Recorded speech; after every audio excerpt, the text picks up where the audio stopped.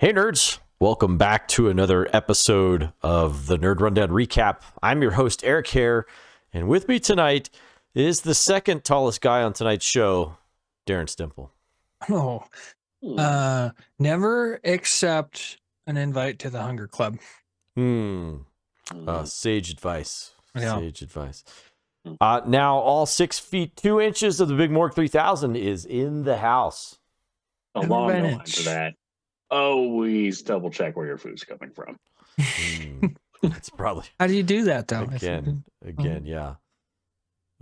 Sustainable sourcing, I think, is what we want to try and make sure that we're doing here. So, and I guess, I might try it. Yeah. 20 years into the apocalypse. It all depends on how hungry you get. It all depends on how hungry you get. David's stew looked pretty delicious, if you're asking me. Yeah, it did look good. I'm not gonna lie. Yeah, right. Dang, it was funny. Anyway, Banana made hot roast last night for dinner. Today we'll be recapping and offering some thoughts and insights into episode 8 of HBO's series The Last of Us. If you wouldn't mind, take a moment to hit the like and subscribe buttons. Leave a comment on the video. It really helps the channel a great deal. And feel free to interact with us on our social medias. We are all over there, the TikTok, Instagram, Twitter, and then, of course, the YouTube. So you can comment to us on any of those locations, and we love interacting with our fans. So the title for this week's episode is When We Are in Need. And so... When we are in need. There's first thoughts. First thoughts, Darren. I think I started with Morgan last episode, so I'll start with you this episode. First thoughts on this one.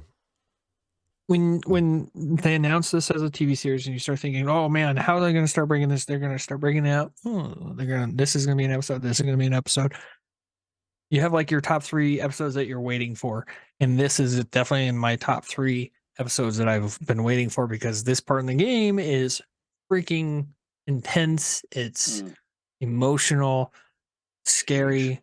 I mean, it's a roller coaster ride through this portion of the game, but it's also so important for Ellie. It's like it's another step forward for Ellie and her growth in a massive way. So you see that Maybe in this episode. The best, right? Maybe not for the best. Could be. We'll see. Yeah, I mean, it's a step forward in her story for sure. Like, I'm not saying if that's necessarily a good thing or a bad thing, I guess you can say. Yeah. So, remember those machines from like the 90s that like they were full of water and they would tip and the water would come. It was like a wave machine. Oh sure, like a wave. Yep. And this show kind of reminds me of that, because it's showing Joel gain his humanity while Ellie starts to lose her humanity. Her innocence, if you will. Yeah. I'd say humanity at this point too, just given the situation. So really sees what the world is like. Yeah. Totally. Like art goes black, pretty much, and there is a very tender moment at the very end between Joel and Ellie. Almost called her Billy. Important moment. Yeah, very important moment. And man, this whole episode was so freaking good. I'm very excited to get into it. One of the best of the season for sure. Yeah, Morg. Yeah, I agree. This is definitely a highlight of the season. They did it very well. It was very similar to the game. I mean, there was a lot in this that was just awesome. I mean, they kept some of the greatest lines from the game that, I was happy to hear. This was good. I'm excited to dive more into it. And, there's certain things that I may have wished were a little bit different. We'll see if me and Darren are kind of on the same page with this one, because he has something a little something as well. So, let me hear what it. I want to hear what it. If I say clickers, are we on the same page? Yeah, like I would like more clickers. Yeah, for sure. Yeah. Realistically, because it's just like, minus obviously that giant horde, we've really only seen like some here and 2 threatening clickers, or the flashbacks of 3. You know what I mean? Yeah, and that may have even been a stalker actually. This one that would have been a stalker, I think. The creators of the show, Craig Mazin and Neil Druckmann, they did address that in their podcast stuff because so I'll kind of talk about that, and we'll dig into the details on that maybe just a little bit later into the conversation because they did address that, because that is a challenge that they had to overcome because of how Ellie and the preacher David earn their trust, how they connect with one another, and they, like you said, kind of earn their trust. So we start off the what was episode. your reactions? Well, my reaction was non-gamer. I really loved this episode. I called a pretty significant development in the episode pretty early on because I was like, spoilers ahead for everybody. Yeah. Super spoilers. Yeah, for sure. It's gonna be spoiled. This is always full of spoilers and stuff like that. So, but I called a particular development. And we'll dig into that later when we get there. But yeah, I kind of saw that coming a little bit. But I think I was most excited for Troy Baker. I was really excited to see Troy Baker in this, and simply because he was the original voice of Joel in the Last of Us video game, which I have not played, but as I've been listening to the podcast that they put together for the show, he hosts the podcast, so it was really interesting to see him in a different character, and so I was anxious to be able to put a face to this voice that I've heard on stuff, and so that was really kind of neat. I was truly impressed with Scott Shepherd, who played David. What a masterful manipulator that guy really is, and so the relationship that developed between him and Ellie was quite interesting, and stuff. So all in all, loved the episode. This has probably been one of my favorites, even though there wasn't a ton of action. We got some pretty significant action that really kind of pushes things in a really cool, in a really crazy direction. I'll just say that, and hopefully will satisfy Morg's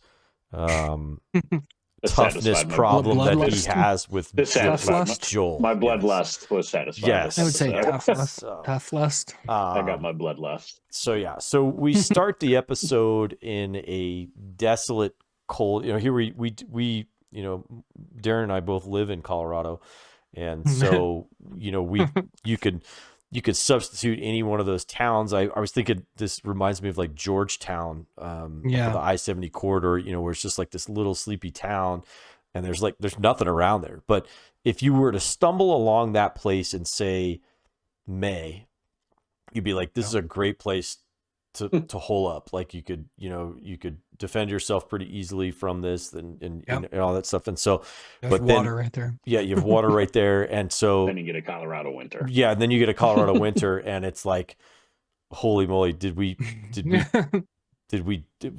kill ourselves by staying here? And that's really kind of what happens. So we have Mexico sounds really good right now. Yeah, right. We should have gone. So I told you we needed to turn left at Albuquerque, but so anyhow, so we get introduced to David, who's played by an actor by the name of Scott Shepherd. Again, he was tremendous in this, and he's giving a sermon on Revelation, and so he's talking to his parishioners and stuff. And there's a young girl there who's crying pretty heavily, and you can kind of learn that she's lost her father, and she wants to know when he can be buried, and so David is somewhat tender with her. I wouldn't say he's not tender, but he's, at least in this particular scene, he's fairly tender with her, and very leader like and stuff. And he's telling her, hey, part of Revelation is that that God's going to wipe away your tears and take away your pain and all that stuff. And so we get the question, when can we bury my father? And David says, well, we'll bury him in the spring when the ground's frozen right now. We can't really do it. So it looks like, at least from what I could tell, this is just another community like Jackson was. You know, this Yeah. clearly Yeah. this one's not as in good a shape as Jackson, but these look like good, wholesome people, and for the most part, they are. Like I like they're following this religious leader, People. but they seem like decent people. You know, at least that's the way it kind of comes across, and frankly,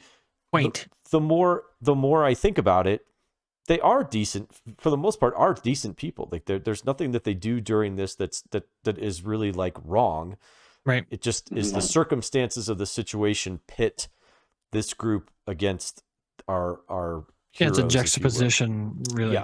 Yeah. So there's a conversation. We do then get introduced to his second in command, a guy named James, who is played by Troy Baker, again, who we talked about a little bit. But so a question for you, Morg, on that.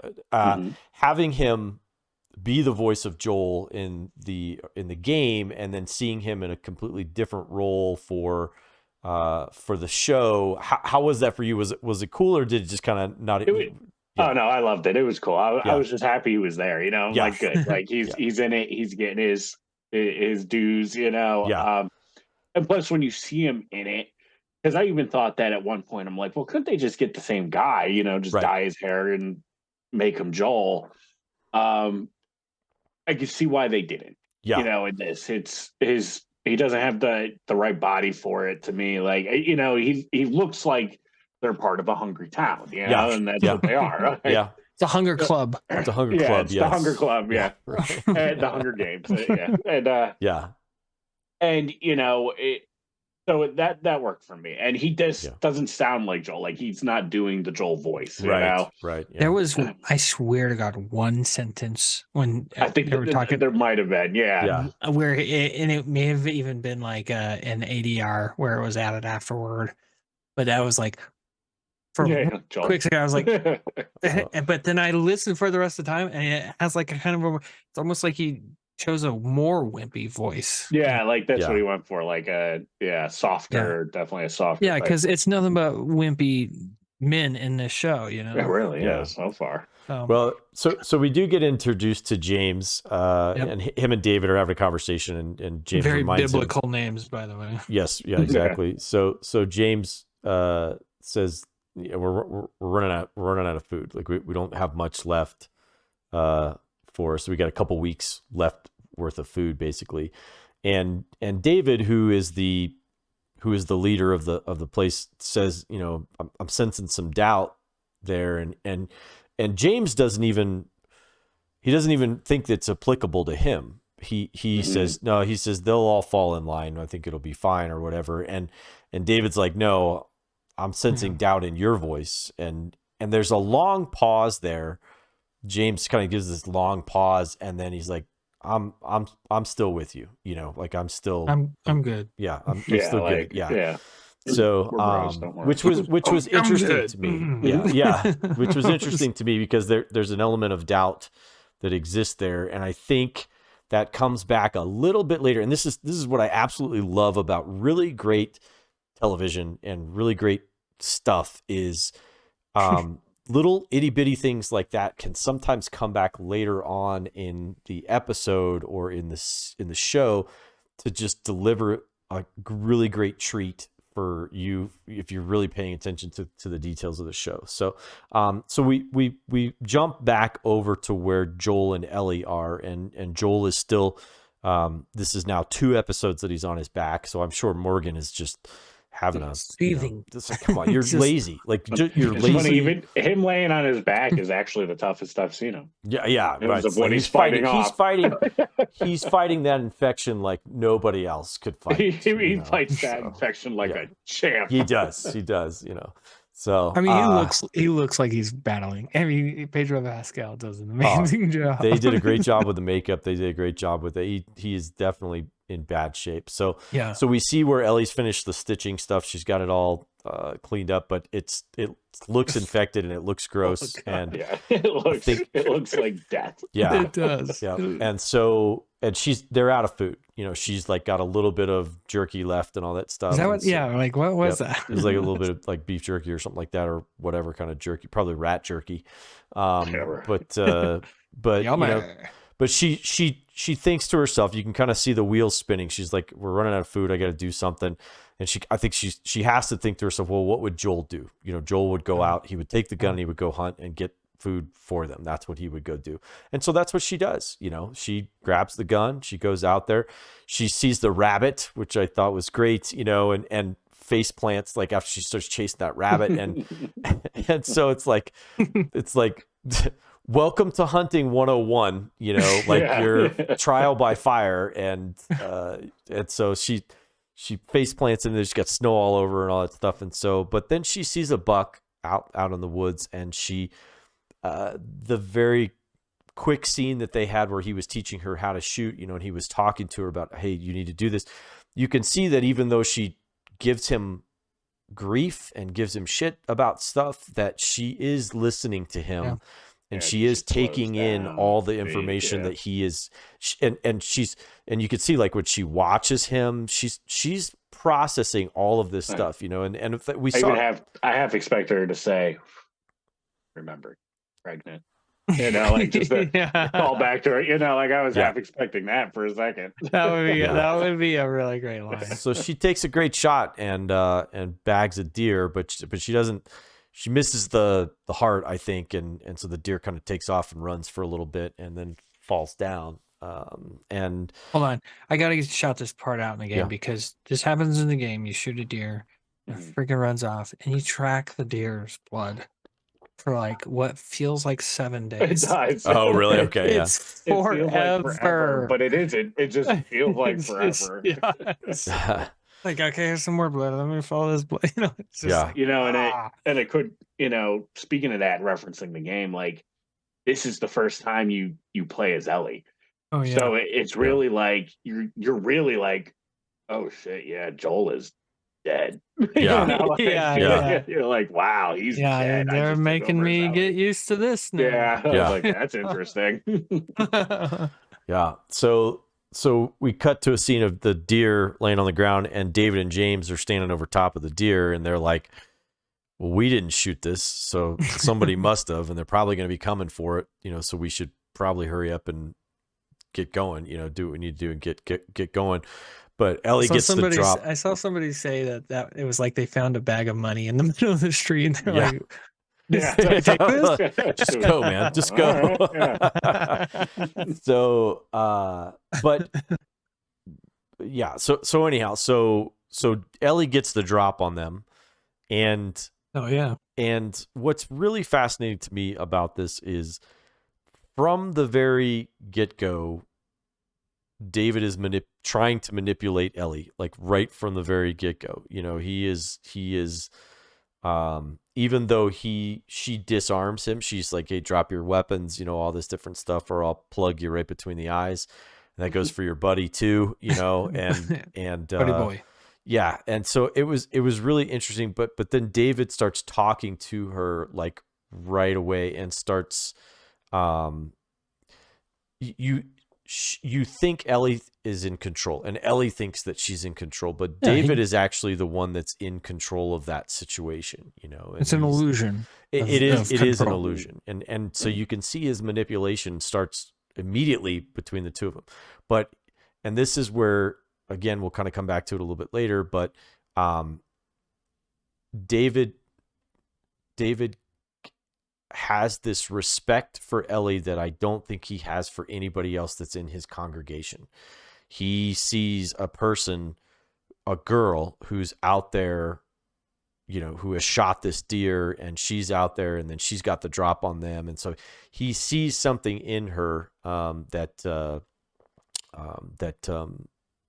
he doesn't necessarily see in any of the women in his congregation that he's in charge of and stuff. So, so they drop their guns, and then they're having a conversation, and they said, yeah, and David's like, well, you're not gonna be able to haul this deer back all by yourself, and he says, she's, it's like, maybe we can split it, we can give you something in exchange. And so she immediately pipes up and says, medicine, what about medicine for like an infection, and so David looks at James and says, go back and get the penicillin and come back and all that stuff. And he, it was funny because it's like, it's not code, James. He deliberately looks at me and goes, that's not code, James. I really want you to go back and get the medicine and come back, which I thought was really funny, in a way that,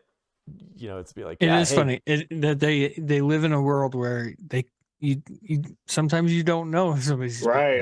Yeah. It could be code. Yeah. Like it's like spycraft, but like on a massive level. So and then I think now I have not played the game, so I'm gonna lean on you too for this particular scene. So I want to go through this scene here, and then I want you to talk to me about what the gameplay was, because this is the substitution for what happens in the game, which I do know this, but the scene between David and Ellie, where they sit down at this fireside chat and bond with one another, if you will, is a replacement for something that takes place in the game, and I'll kind of talk about that. So Ellie and David are sitting in this, it looks like a sawmill or something like that, like old sawmill or something like that in there, and she's got her gun on him and everything.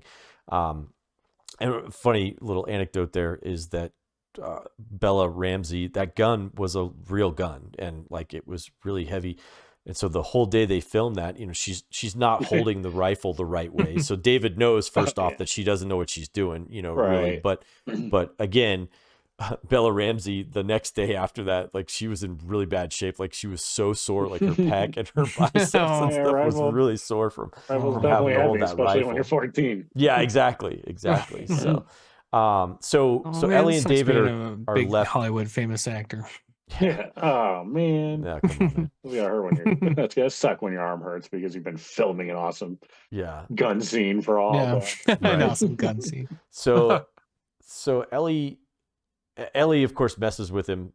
Like she always does. She gives people grief, and that's just how she communicates and stuff like that. But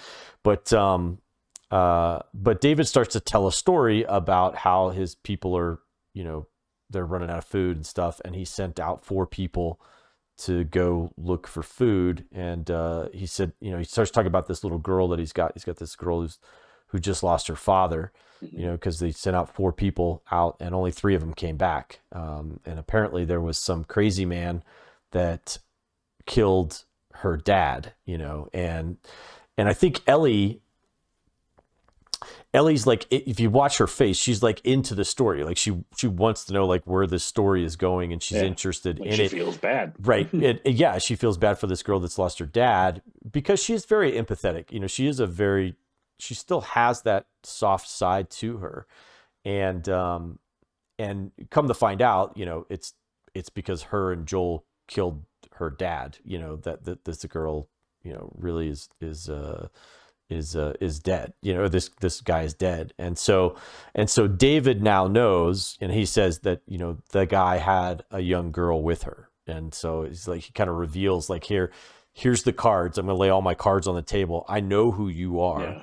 I know you had a guy with you, and now you don't. And that's why you need the medicine, And that big religious talk. Right. And yep. He says, no, everything happens for a reason. And everything happens for a reason. Yeah. Yep, exactly. So, which was really cool. And then of course you get David says, James, put the gun down, or this is not what I want. James wants to take the shot and just knock her out. He wants to get her killed. But David has other plans for Ellie, it would seem. But he does bring the medicine. James does bring the medicine, and he drops it on the ground for her, and Ellie picks it up, and she runs back to Joel, leaving the deer there. She doesn't even like split the deer with them and stuff. She kind of moves on. So I want to pause there, and I want to come back to you guys. How does this play out does this scene play out in the game? Yeah, so this scene does play out in the game a little bit different because we don't know anything about David's background. Like we meet him there in the woods. That's it. There's no preacher stuff or anything. Doesn't really talk There's about a hint at him being a preacher a bit later on. Yeah. Right. But so this is where I wish the episode did a little something else.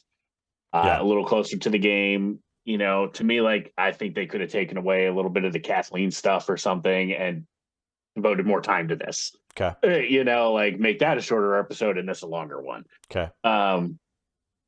That's where you take stuff out? That or the Bill and Frank. I'd shorten that a little bit. Yeah. How much more would you have liked to see? Like an extra 20 minutes in this one? Like if they go explain what happens in the game. Yeah, that could be. So in the game, when they're sitting there is the fire. They're sitting there. Clickers show up. So what happens is there's a decent amount of clickers and a bloater. And a bloater. But in the game, they're a little bit easier to kill than they are in the movie. Yeah. So clickers come and all this stuff. And basically at that point, when you're running, David whips out a pistol that he had the whole time. And she's like, you had that the whole time? And he's like, well, yeah, like, so it, see, like, disarmed her even more. And then they got to work together to take care of the clickers. Right. So I wish, like, maybe if they threw, like, 1 or 2 clickers at him, just so, like, they had to work together and do that pistol thing. Like, see? Right. Like, I think it would have helped with more of that. That's why she was so disarmed. Like, right. And then to add the story on top of it. Right. Which is what they had to do in the show. Like, they didn't want to do the clicker deal. They didn't want to do all of that. So they substituted this bonding kind of scene between Ellie and David to kind of substitute for that and that was really the best they could do. The thing is, they do that in the game too. They have they still have they have the same. So they do both. It's just like a quick reveal to the twist they do in the episode. It just seems to go too quick. You know? Yeah. So we leave that scene and we go back to Silver Lake, and again, Ellie runs back to Joel with the medicine.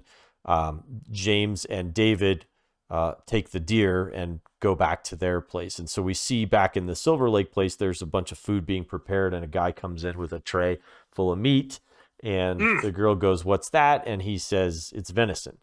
And and so you're like, okay, well, that makes sense because they just got a deer, you know. And then a couple minutes later, you see David and James come back with the deer. So you're like, okay, you know, that plop it right down in front of everybody. yeah, right, exactly. So so because we were like, all right, well, I thought they were already eating that deer, but maybe they had another deer, you know. I mean, there's plenty of deer in the woods. If you haven't caught on yet. Right, there's lots of fish in the sea, and there's plenty of deer in the woods, but anyhow, a deer could last a while. Yep, deer can last a while. So this amount of meat when you ration it correctly. Yeah. So David reveals to the group that they found the girl. They found a girl, and they think it's the one who killed the other girl's dad, and that they, you know, that they're going to go after him in the morning, you know, after. And so the daughter of the girl who of the guy who died, she says, you should go murder her, like kill her right away, you know. And so David, and this is your first indication. So up to this point, David seems like a relatively nice dude, you know, and then but then he hauls off. His mask comes off. Yeah, the mask comes off, and he hauls off and slaps this girl in front of everybody, you know, and like her mom starts to get up for a moment, and he looks at her, and she sits back down, and then he tells her, you know, you know, yes, your father died, but you'll always have a father, you know, and he's alluding to him as being the father that she's going to take. And I thought this was a really great piece of filmmaking and like stuff. He reaches his hand out, but only to a certain point, and he makes her come to him. And that's, and I think this is why he has such an interest in Ellie, because she would not have done that. She would not have come that distance and met him on that. She would have just stabbed him. Exactly, you know. So he slaps her and tells her, you know, that she's being disrespectful, and then of course they do the hand thing and stuff like that. And so it's you could see that the cracks in the dam are starting to become more and more apparent that David is not who you think he is, and James is not who you think they are. And then some people go ham on that beef dinner. And they Some of do, them were yes. just God. They were like, blah, blah, blah. Yeah, that one lady was like, cartoon eating. rewatch it, and like close your eyes during the scene and just listen. The sound in this scene says it all. Some of them are eating like they're prisoners of war. yeah, And some of them are. You can tell like they're lying to themselves in a way that they like. You know, they're like, this is not a human. This is not a human. Yeah, the ones that were involved with cooking. Yeah. Oh my God, it's just. But I tell you what. Well, and I don't think they know. I do not believe that the town knows. I think there's only like one. I think it's really just Joel, Even or it's the just lady David, was like- James, and then maybe David one other James guy and, like, knows. the cook and Yep. I Now- think they're the only ones. I think they know, but I think that they are lying to themselves. Hmm. I Yeah, think I that don't know, they. though, but you bring me a plate of human looking like the one David got, I might give it a try. Donner looked party tasty. of 12. That Donner shit looked party of tasty. 12. Yeah. I mean, you gotta do what you got. It's not That like shit they looked- killed the dad and then ate him. The Yeah. dad got killed by somebody else. Yeah, exactly. What So do we you do want we do us to cut do? back to Joel and Ellie in the basement, and I think we may have skipped it earlier, but Ellie gets the penicillin. She doesn't know what to do, you know. So she basically just shoots it into the wound, draws a bunch out, and shoots This is it into how the it wound. works. Yeah, right, exactly. You know, so and then we cut back to the morning, and she's doing it again. You know, she's getting ready to shoot she shoots the penicillin in there again, and we can see in the morning when he wakes up, or when we check back in, it looks better, and Joel is still out, but the wound itself looks better, so you can see that the penicillin is doing its thing. Which, funny thing, penicillin is made from a fungus. Yeah. But, Well, they which I talk think about is that in the first episode. Yeah. I will give a shout out in this scene to just the pure like the emotion that I got from her laying her head down on his shoulder, and then you know, he even tilted his head towards her. Right. That scene did so much for the relationship of Joel and Ellie without like it was like so subtle. Yeah. So great job on that. Yeah, because I mean, he told her you need to leave, you need to get out of here. You know, you go find Tommy or whatever. You know, go get out of here because You'd be dead by now. I'm dying. Yeah, and she sticks with him. You know, she sticks with him, and I think that's when things change for Joel. They were already changing, but that's when things really change for him. Yeah, for him, he's all in. You always have a little bit of like a love for the person that saved your life, you know. There's always stories about that kind of stuff. Not saying that it's in that way, but you grow an affection for somebody who saved your life. So Ellie knows that David and James and the group are coming for them. You know, she can kind of tell that this is happening. So she goes down there. You know, she gives Joel his knife, and in the best Ellie way she knows how, she says, those guys are going to come in here and you fucking kill them, you know, like, you know, first. You kill them. Yeah. And stop your bitching, Joel, and get up. Right. Yeah. Right. You know, so she's like, I'm going to try and lead them away as best I can, but you do what you got to do and everything. And so, and then she's gone just like that. And like Joel's clearly out of it, but he's getting better, but he's still clearly out of it, you know, to some extent. And so, his eyes are kind of like, yeah, exactly. You know, they really made him seem like half dead until yeah. So she grabs the horse that they've put in the garage, which I thought was great. You know, she's got the horse in the garage. She opens up the garage, and then the horse and her go for a run because she sees them coming down the neighborhood. And it's a fairly small neighborhood, so it's only a matter of time before they search through the houses and find them. So she takes off. She starts running, and James David says that he wants her alive, doesn't want her killed. So James takes a shot and kills the horse, which my wife was devastated by. Every woman in the world. Yeah. Poor horsey. Come on. I know. I was like, oh, they're horse. Yeah, right. So not a real horse. Not a real horse. That didn't really happen. taking down the horse, Ellie face plants into the ground, and it's a pretty bad, knocks her out. I mean, she's in bad shape. Yeah. She really You'd be messed up. Anybody. That's gonna knock you out. Yep. So no she's, helmet.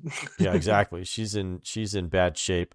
And James comes up to her with the rifle, and one of the other guys is like, "Do it," like just kill her. And David comes up at the last second, just says stop, stops him and everything. So, so half the group then takes Ellie and the horse and goes back to, because it's horse meat, now you got a little bit extra. That should get you That'll through. feed you for a while. Yeah, that'll keep you, so they grab the horse meats, take that back to the place, and take Ellie as well.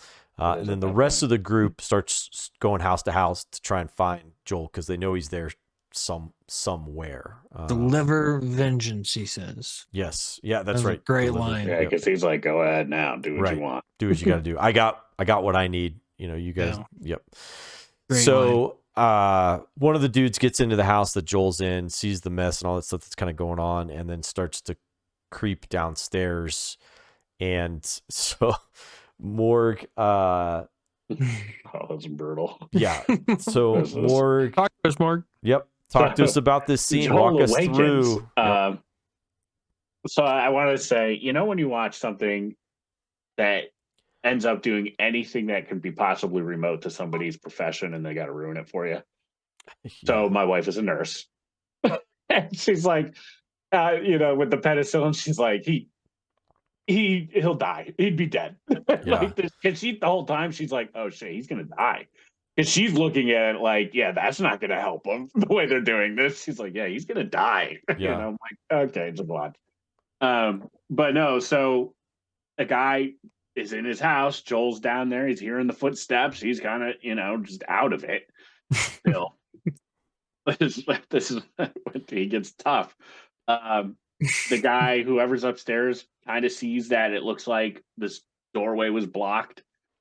So he's like, all right, let's go. And he goes down there, and there's the bed. There's an empty bed with a blood stain. You could tell somebody was recently there. Yep. So he's looking around, and Joel comes out from behind. Our man is up and at him. Yeah. Comes out from behind and just sticks that knife in him. And it was like, I mean, that's one of the most brutal scenes I've ever seen. That was pretty brutal. That was really brutal. I didn't realize he stuck him with a knife at first. I thought he was just choking him out. I'm like, oh my God. He's he was sticking knife and choking him out. And it was crazy because, well, was he choking him out, or was he leaning on him? Yeah, I think he was more leaning on him. He was probably leaning on him. Just like he got him in there, and then, of like, I know I got to keep this knife here to put you down, but I also can't walk. Yeah. That's what I thought too. Was like he just is like exhausted, just like that took all he had to just get it in there, and then now he's just holding on for dear life. That's a good point. And then I'm guessing penicillin worked, full recovery. Right? Yeah. When you shoot it probably is the adrenaline. His blood meter filled up, and he's like, "I'm back. Let's go."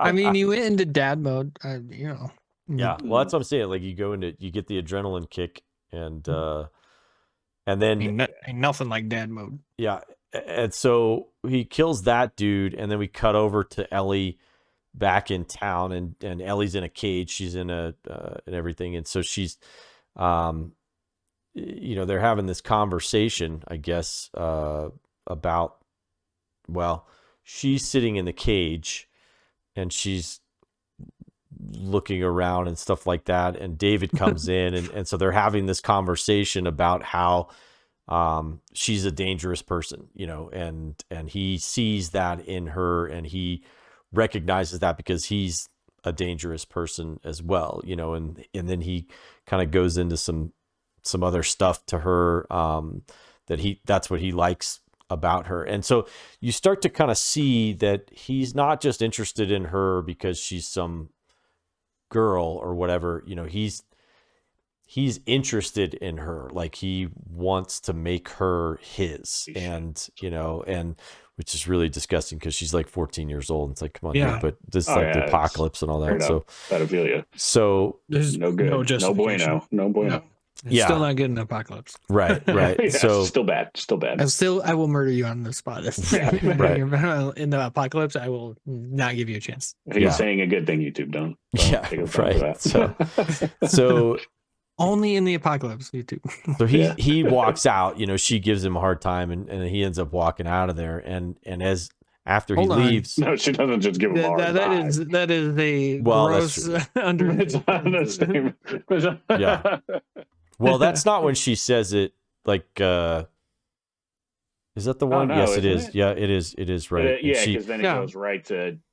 The scene is great because they are playing each other at the same time. He thinks he's got under her grasp, right? And she's playing. I'm using air quotes, audio only people. She's reeling him in and wants the opportunity to get the keys off his belt. And so she lures him in. They start touching hands, and she cranks his finger to the max and almost has the keys in her grasp. Yeah, so I think he leaves and then comes back, doesn't he? Because when he leaves, she sees the ear, or maybe he's starting to leave, and she sees the ear on the floor, and he notices what she's looking at, and then that's when the conversation goes. Yeah, because that's when he gives her the food after that. Yeah, because he goes and gives her the food and all that stuff, and what was that? And so she notices the ear, and then he looks down and sees the ear on there, and then he kind of is like, "You got me," like like this is where. Does he just go? But no. Yeah, and so Ellie's like, she's like, "You're eating. You're. What are you gonna do? Cut me into tiny little pieces and eat me and all that stuff." And David's like, "Look, I'm not proud that we did this, but my people were starving and we had to do what we had to do, and so, and then he really starts to turn the charm on to her, calls her like a natural leader and that she's smart, she's loyal. Yeah. And when she needs to be, she's violent. And he's like, "You're just like I don't think he leaves. I think it's just intercut with Joel's scene. Oh, maybe that could possibly be. That's what it is. His interrogation scene. So he doesn't leave and he comes back. It's just, we just go back to that's probably true. Yeah. So then he goes into this whole monologue about cordyceps and how, because you think that he found God because of one thing, and that's not how it is. He says, I have a violent heart. I've always had a violent heart. And then he goes into this really cool monologue about the cordyceps and how the cordyceps is it loves. It loves. It spreads, it protects its own, and then it defends itself violently if it needs to. But and so he respects the cordyceps. And he sees the violence in her heart, and he respects that about her. And I think that's the big difference. This is where the real payoff is, I think, with the conversation with Ellie and versus his other people in his constituency, if you will, or his congregation, is he recognizes and wants to join with her, because he has no respect for anybody else in his congregation, because they're all weak. Right. But he sees her as, the lead, she's his equivalent. His equivalent. Yep. And so even though she is a 14-year-old girl, he still wants her. And then, and I think that's where, and you can see, and this was in the podcast that they talked about, that it took them a while to figure this out, but Bella Ramsey just says, "Oh," and she just says that, "Oh," and it's like, in regards to what? It's when he's got his hand there and he's basically like explaining, "I want to be with you. I want to be with you." Oh. And so she's kind of like, the realization for her at that moment was like, "Oh," and she says it out loud, but the way she says it is very subtle, and she's like, "Oh." And now she knows she can play him. And now she knows she can play him. And so that's when she goes towards him and breaks his finger, basically, because he wants to hold her hand, he wants to touch her, and she lets him touch her, but she, then goes and breaks hand touching. Yep, she breaks his finger, and so like none of this stuff is in the game, right? Like none of this part of this part here is. It's in the game. Yeah, that's in the game. It's in the game, and I think it's done better in the show. Do you really? Yeah, okay. I liked it in the show. Yeah. Especially the way she delivers the line that you tell me it was Ellie.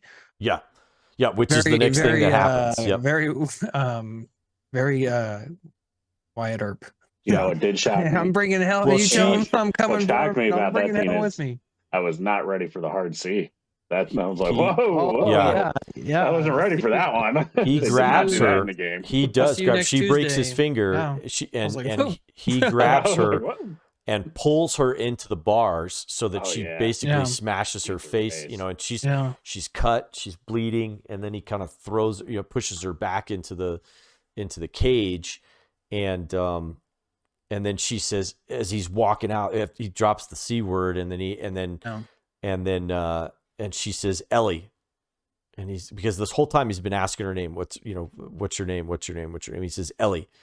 She says, Ellie is the little girl who broke your fucking finger. The way she delivers the F word is dynamite.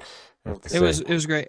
There was a great piece of cinematography in the scene too, when David was talking about, he said, I've always had a violent heart, and he takes a step forward, and it's almost like it's a George Lucas transition swipe where they like a pole. He walks past a pole in the cage, and it's like a full swipe.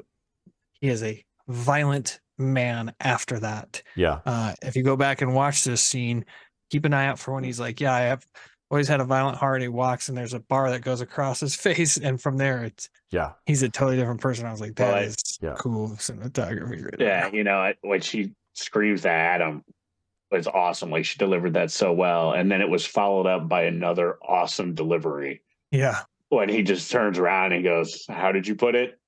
Little pieces." Yeah, I was like, oh man, I was like, because that's in the game too. That's in the game. I was like, he was perfect with that. When he says it in the game. Well, the guy in the game looks creepy from the he looks very creepy. Like, from the moment you meet him, he looks super creepy. You're like, oh yeah, this guy's not going to be good. You almost don't trust him at first, and that I was really interested to see why they casted this guy as David, and I see it now because the guy can like captivate you a little bit. Right, he looks like you could believe he can become a cult leader. Like, they always say they're the most charismatic people, Yeah. And they usually are. My goal. So and I thought that was really, and this is kind of where this scene prior to her breaking his finger is really where I feel like that scene with James and David earlier where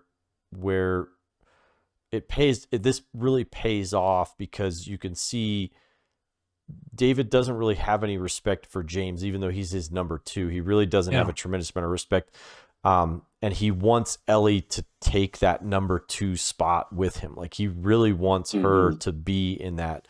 And I think that's the real payoff. Like I said earlier, you just get these subtle little things if you pay attention, and they really pay off later. And so what does David do? He goes and gets his number 2, his number 2 guy, and he gets James, and he comes in with like a butcher knife, and now we cut a cleaver. Yeah, the cleaver. Yep, you're right. Yeah, now we cut the jaw. Yes. So we come back to that. Scene. Yeah. Okay. Yeah, because we do go to Tough Joel. We'll call him Tough Joel. Yeah, Tough Joel. Tough Joel makes his appearance. My Joel, I want it. My baby's back. He is interrogating one guy. He's got both the guys all tied up and stuff, and he's interrogating one guy, and the guy's like trying to be tough, but Joel breaks him. Tougher. Joel's tougher. Joel does not. Yeah, he breaks him, and the guy tells him everything he wants to know, and then Joel kills him, and then he goes to the other dude, and the other guy. I can't remember what he says, but he says, like, "I ain't telling you shit." I ain't telling you shit. Yeah, he's like, "I believe everything." I believed him, and then just kills him. The delivery on that line, and so good. This whole scene is like ripped from the game, and they had a little callback to it the first time with the map, like it better be the same answers, blah blah blah. Yeah. So now you're starting to see that. Hey, Joel has a bit of a catchphrase. Yeah, this is what Joel does. And that, all right, watching it with my wife next to me. I knew Mark Yeah. was like getting Loki bonies like crazy I was, during this scene. And audience, listen, I know that sounds weird, that I was very happy to see him torture men. But like, it's just because it was, you know, like, it's awesome. It's a crazy moment in the game. You know, it's all cinematic. You don't actually do the torturing or anything in the game. Right. Yeah. But I mean, as soon as he asked, like, I'm watching it, you know, with my wife, and he's, you know, the normal punching him in the face, like you always see. And then he does it, and then he just immediately, in the knee. And my wife was like, oh my God. Yeah. Like when he yelled though, where, like, what city or something, he yelled something, and I was like, oh shit, he's pissed. You know, he is upset. And I listened to a reaction of it today on another channel, Real Rejects. Go check them out. They have a gamer reaction and a non-gamer reaction, and the gamer reaction, they were saying it out loud. They're like, why am I so happy I'm getting this scene? Yeah, it's weird. It really okay. So Morgan, you have a good point on, like, hey, I like to see more tough Joel. Okay, not that I've needed this, but it was good to see it. So and like I said, when the toughness, I don't need him to be like Invincible video game Joel. But like when they crashed the truck scene, I just would have wished he beat up the two guys instead of shooting. You know, like they kind of did in the game, because then it just shows a little, like, you know, that, like in this scene where you go, holy shit, that's why they're afraid of Joel. Look at that. Morgan still hasn't like fully gotten the hang of, like, I'm getting old and my body's breaking down. Right. By the time I'm 56, I'm not getting out of a truck and beating the hell out of 4 people. But just got 2 doses of penicillin and recovered like no human being ever in history. Yeah. All right. So I don't want to hear that his knee is bad anymore. All right. He should be dead right now. Yeah. Right. He should have got the "you're dead" screen, and they're restarting from their last checkpoint right now. So David, and I think she bit him on the hand, didn't she? She in that when scene, they come back in. When they come back in, she bites him on the hand. James and David grab her and they throw her on the table, which is where where the ear is below, you know, the laying underneath the table, you know, and he's just sort of, you know, chop you up in little pieces and all that stuff. And so she says to him, just as they're about to come down with the cleaver, "I'm infected," she screams. And then she's like, "And now so are you." And there's like a hesitation there. James and David both, and, you know, they pull up her sleeve, and sure enough, the wound is there. And so there's this hesitation that exists. And it doesn't make sense to them because nobody survives an infection. And so James and David kind of have this moment of like, she should be dead. Is this real? Like, basically. And she takes that moment to grab the cleaver and cut. Kill Joel James. Baker. And kill James. And Troy Baker. It is a brutal Troy Baker. Yeah, it's a brutal death. Brutal death. It is brutal, but anyone else chuckle a little when he fell down? No. I was like, watch it again. If you watch it again without being like, oh my God, and just watch, it's very like cheesy. But I did, and he's like, I did chuckle a little bit inside the episode when they re-showed it, and from a different angle. You could see the makeup. With the makeup, it looks a little funny. But in the show, no, I was like, oh, poor Troy Baker, man. I was like that's a hell of a way to get taken out. Like this big name in the game gets taken out by Ellie, first of all. So Darren, I know you're dying to get to this particular revelation here, so I'm gonna pitch it to you. But so Ellie stabs James in the neck, and she bolts out of the room, and then we cut to the scene of Joel making his way into town, following the bloody, the blood stains from the horse, because they've dragged this horse back to town. So walk us through this next scene.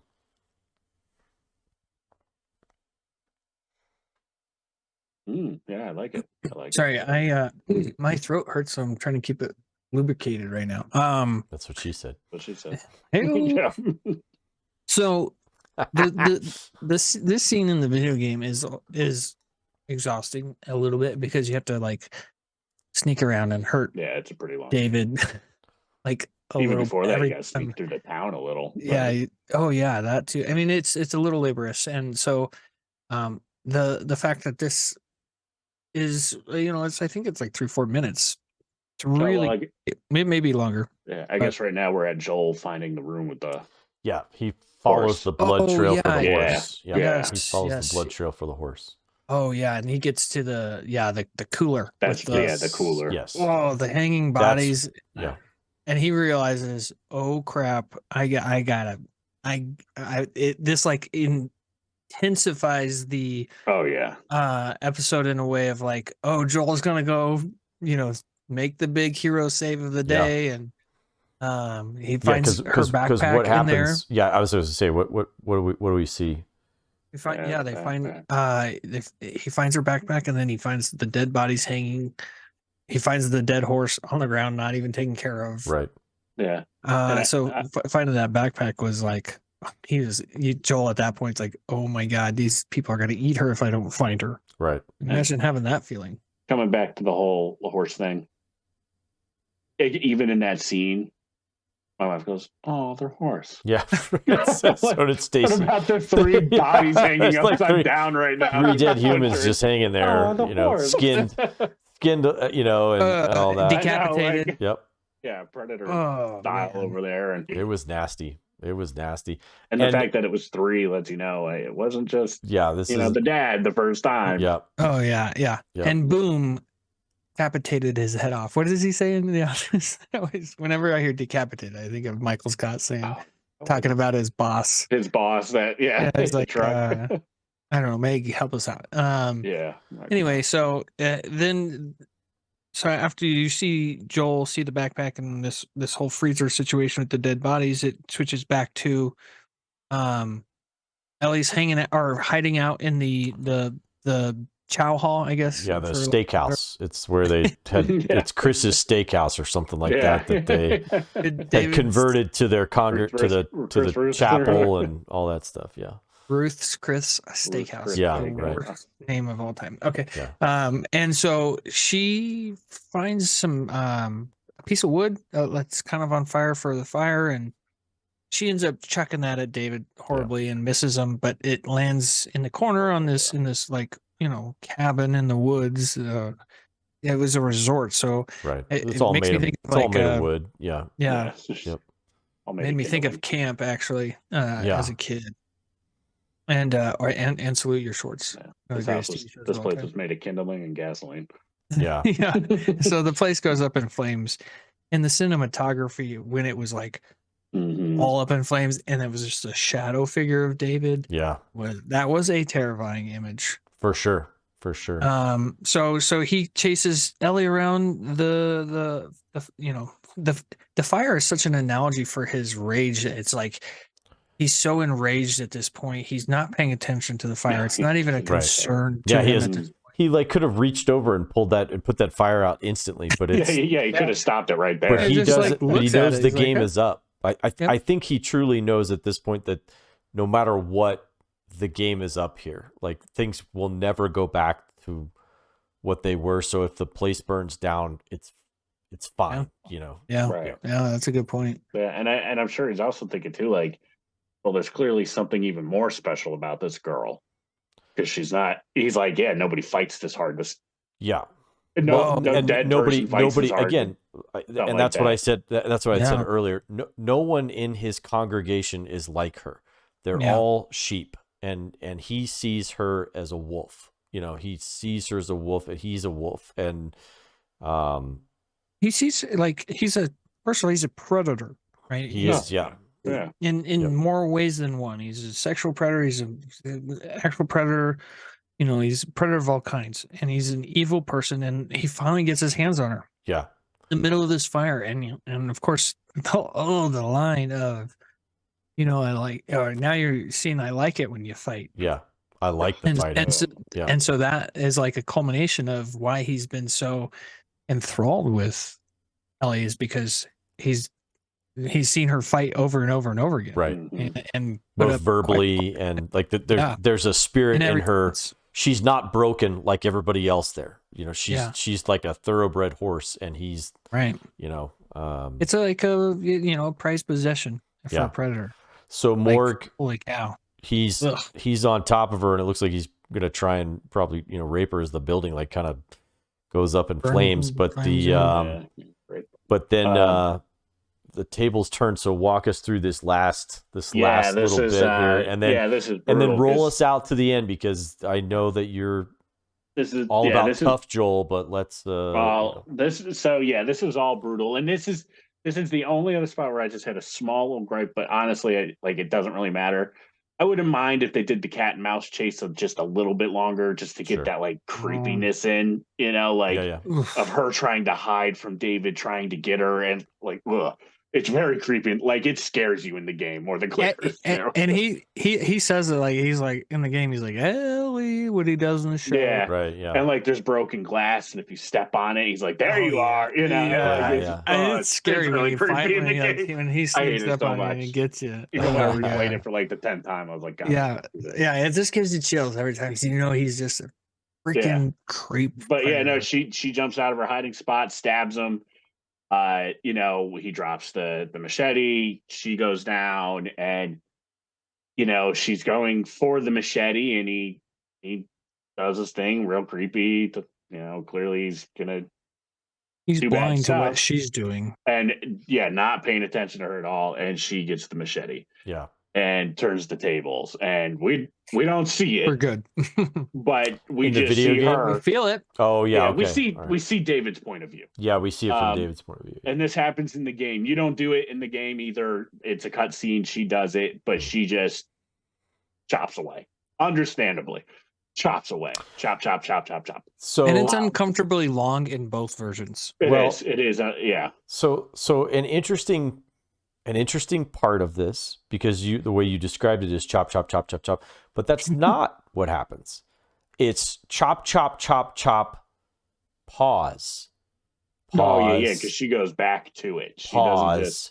Then she goes back for more, and it's like that was an interesting choice. I thought that there's like this pause in there where she could he's dead. Like he was dead after the 5th stab. Oh yeah, I mean she's but doing this now for her. She's doing it for it's something different after the pause. Like the first part is the defense, but after the pause is when you're like, oh wait a minute, like it's rage. It is still rage. Yeah, it's like I still think it's Darren said earlier. She lost her humanity. This is it. This is where he's going out the door. This is the final. And this is the first person she's killed. By herself. Like. Really killed. You know what I mean? And it's and she killed. Yeah, for sure. He's dead. Like, he's not coming back. Your friend was mostly dead. You're not. Your friend was only mostly You're not putting dead. That guy in the pet cemetery. He is not coming back. True love is the best thing. We all know. No, that's spot on to the game. That's just how it goes down. There's one small change here, though. It's pure rage. Well, there's a change. Might be big. Well, depending on how you look at it. Yeah. So in the game, Joel comes into the whatever this place is. Sure. And that's where he sees it. He sees her chopping him up. Yeah. And so he knows immediately something definitely really bad happened, because she wouldn't just do that. Right. And he hugs her, and she freaks out at first, but like, hey, it's me. And this is okay. So this is a very emotional, tender part. Yeah. Which hits really hard in the game, because in the game you do have a Rambo guy who's very tough throughout the whole game. Yeah. And this is the first time you really see, and he hugs her, and he just says that it's okay, baby girl. Like, I got you, baby girl. Yeah. And I mean, the way they do it, I don't know if they mention it in the after show. I'm assuming they do, because I would assume they did it on purpose. I mean, that's like a shot for shot of when he's holding dead Sarah. Yeah. You see the watch and this, but instead of crying, he's comforting, Yeah. going, I got you, Yep. baby girl. Like, Yep. it's okay. And he calls her baby girl. Like, He does call her baby girl, which the is what he moment did call that Sarah. really solidifies father-daughter Yep. relationship. Yep. Boom, right here. Yep. This is where it connects. Yeah. And then I did think that Bella Ramsey looked a lot like an 80s action hero when she came out of the cabin. If you go back and boy, watch yeah. it when she She like stuff out, like her hair and the blood on her face yeah. and just her posture, she looks like I was ready for the building to blow up behind her and she not give a shit, you know, just Yeah. keep walking. yes, dude. I thought like she was about to like she could have said, remember when I said I was going to save you for last? go back and I go lied. back and watch right after when she emerges out of the building. Oh my gosh, it's so funny. And why wasn't Joel just like, "Yo, Ellie"? Yeah, right. For Hey, sure. hey, Ellie, it's me. But Well, even she was like, holy shit, you're alive? yeah, right. Well, great episode. Yeah. We got one more left. One more episode of the show left. I Eric, cannot do you have wait. any Cannot predictions wait for the on where you think it's going? Yeah, Non-game yeah. where do you think it's going? How are they wrapping this up? Well, I do. Yeah, just- that's a good question. Well, Good knowing question. that they're getting a season 2, we'll kind of see. But I think they're moving to, at least for the trailer and stuff like that. I see they're moving to Salt Lake City to try and hook up with the Fireflies. I don't think anything's going to come of her being infected, or I that's the way I look at that. Is there's going to be more. There has to be more to that. Like they're going to have to go someplace else, but they're going to, and I think it's going to be one of those eternal, you're just chasing the dream, I guess, or whatever. So that's kind of my prediction on that. But we'll see. I don't know. I'm kind of looking, I'm hoping that Tommy and the Jackson group, maybe after they don't get any answers in Salt Lake City, or they whatever happens in Salt Lake City, they're like, let's just go back to where Tommy and them are. And just F it. Let's just live a life. Yep. Yeah. So I don't know. We'll see what happens. So what I think is going to happen is, God, I can't. I hope it's at least a faithful- 90-minute episode. I was surprised they at got least. this in an hour, and they did a great Me job. too. And of Yeah. course, they had to cut And the it's clickers, clickers, yeah. but there's gonna be a culmination of shit. I also in this last predict- episode that Yeah. I just can't wait for. Well, I I'm imagine also- that you're probably going to get your wish, Morg, with Joel in this one. Well, I think you're going to get I the want to tough- make a prediction here, Yeah. and this is not. I mean, it's related to the game, but it's not like any spoilers or anything like that. I don't think we're going to get any of the clicker stuff that we would get in the game at this part. In Salt Lake, Yeah, I don't Yeah. know. At least in the Because trailer, they had at The least trailer a stalker. shows a clicker, but that's Was that a clicker, or was that a or stalker? a stalker, yeah. Yeah. But if you pay attention, that's the scene of somebody giving birth, and if you pay attention to the trailers and stuff, that's Ellie's mom. yeah. So Well, it's That's gonna what be I a was thinking flashback. too. I think is, that's gonna yeah. be the. I think that's gonna be. So I think that's going to be a flashback, but I don't think we're going to get Joel Ellie fighting any clickers in this upcoming. Could be. I I don't know. That would seem like a that's just what I miss to think. me, but That's Yeah. just what I think. yeah. Because There's we're going no to get our way they're clicker not gonna action have. with this, They're not gonna with back not in- have. but we're going to get our clicker. Dude, action it's with the back in season time. finale on an HBO show. This is gonna Well, have what they could be doing, some I serious. mean, if they follow the action. game, it's going to be a hell of a season Right. finale. I can't wait for There's it. a good framework there.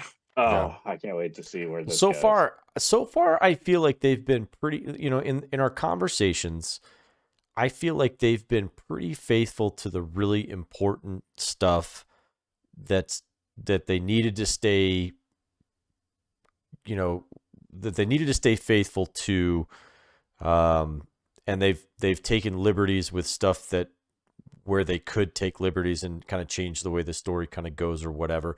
But I think Or where they had fundamentally they know where the sweet spot is, and they know what they need to keep and what they don't need to keep. And so I think, or they do the best they can as far as substituting stuff for different stuff, at least that's what I kind of feel like. So I'm excited for this. I can't wait. We got one more week. It's It's going to be crazy. I don't know how we're going to do this recap show because I'm actually going to be out of town, so I don't know what we're going to do. Maybe we'll have to do a remote show from where I'm doing from where I'm hanging out. But yeah, so we'll figure it out. Yep, we'll figure it out. But I can't wait. I cannot wait to talk about the finale with you guys. I cannot wait for the comments for everybody who's watched this episode. Tell us what you think. We got some new folks that are chiming in it's been dynamite opinions, and I love that they're bagging on Morg. Like it's just the more the merrier. It's just so weird that you guys found the one other person that thinks wrong.